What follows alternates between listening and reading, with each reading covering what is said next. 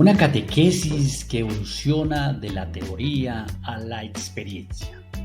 Ese es el título de esta predicación, que es una reflexión bíblica desde el Evangelio según San Lucas en el capítulo 24, versículos del 13 al 35, el conocido pasaje de los dos discípulos de Emaús. Bien, ¿de dónde surge esta necesidad de esta predicación? Parte de la preocupación de que la catequesis de alguna manera en algunos grupos se convierte más de un modelo académico, un modelo donde un profesor, casi de manera magistral, entrega a un grupo de jóvenes o niños conceptos, teorías, definiciones, preceptos. Y la catequesis debe ser por sí misma una experiencia de Jesús en nuestras vidas. ¿Será acaso que el catequista no conoce a Cristo? Y por eso tiene que hablar de lo que le han contado de Él, de lo que se imagina, y por eso toma y se basa más en ideas y en teorías que en su propia experiencia. La iniciación cristiana debe llevar a una relación que se siente y que se comunica con otros. Y esto debe empezar también, claramente y obviamente, por el catequista. Por eso el objetivo fundamental de esta predicación es motivar al catequista a tener una experiencia con el resucitado, que lo impulse a anunciarlo desde su testimonio y no solo desde los conceptos o ideas.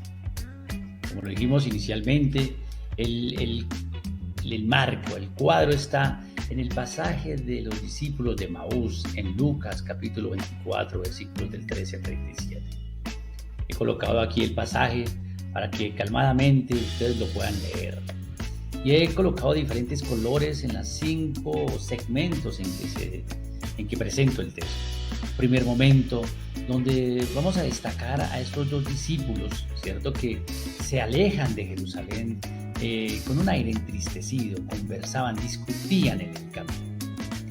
Ese elemento no es otro que un catequista que no refleja alegría ni gozo, sino un catequista que más refleja es eso, molestia, tristeza, algo muy contrario a lo que debería ser una experiencia de fe. Catequista, discípulo, dos elementos o dos conceptos de definiciones que deberían ser de la mano, sinónimos en este caso. Dos catequistas que han entristecido y ni siquiera se dan cuenta que ya Jesús tomó la iniciativa de acercarse a ellos y caminar a su lado.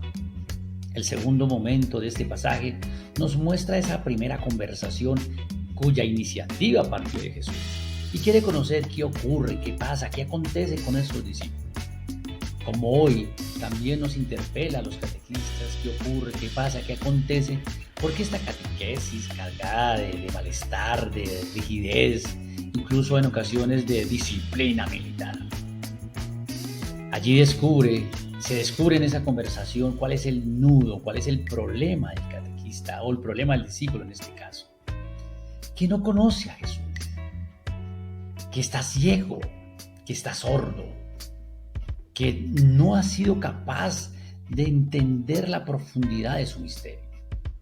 Y en ese tercer momento maravilloso, cuando ya, después de haber escuchado a los discípulos, Jesús, Él empieza ahora y explica a estos dos discípulos lo que significa Cristo, lo que significa el Salvador, a partir de las Escrituras y los profetas.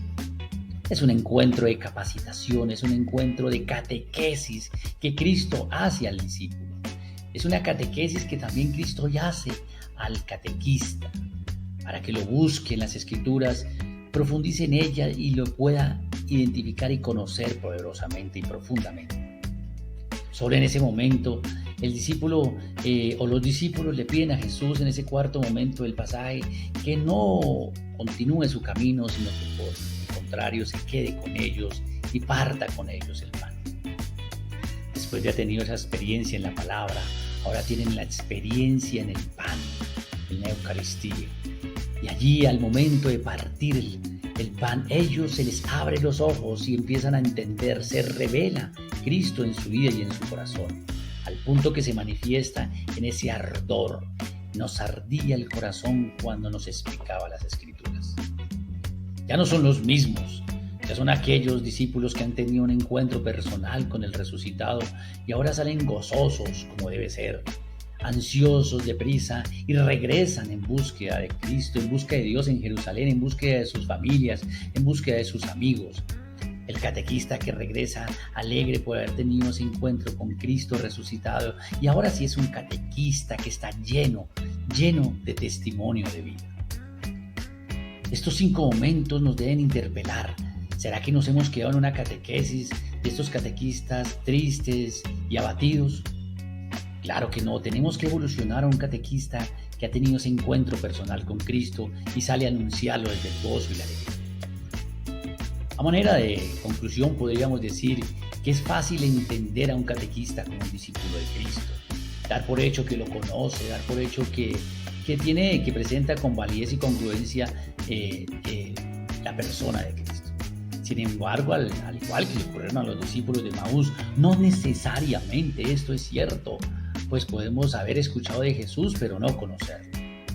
Solo cuando nos abrimos y entablamos esa experiencia de fe, de oración, de encuentro, de conversación con Cristo, cuando lo buscamos en la palabra, cuando lo buscamos en el camino de nuestra vida, cuando lo dejamos entrar en la ruta, en la historia, en la narrativa de nuestra vida, el efecto en nuestra vida se transforma. Tenemos un momento transformador, una revelación, una nueva dinámica en nuestro corazón, un corazón que arde y que se convierte en un misionero alegre y gozoso que anuncia a un Cristo vivo y cercano en nuestras vidas.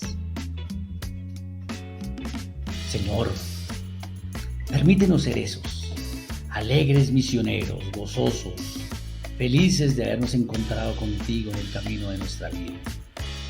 Permítenos, Señor, no ser otra cosa que testigos de ese encuentro contigo. Llénanos de tu espíritu para que podamos ser catequistas que anuncien a un Cristo que se hace vida, revelación en nuestra historia de vida. Gracias.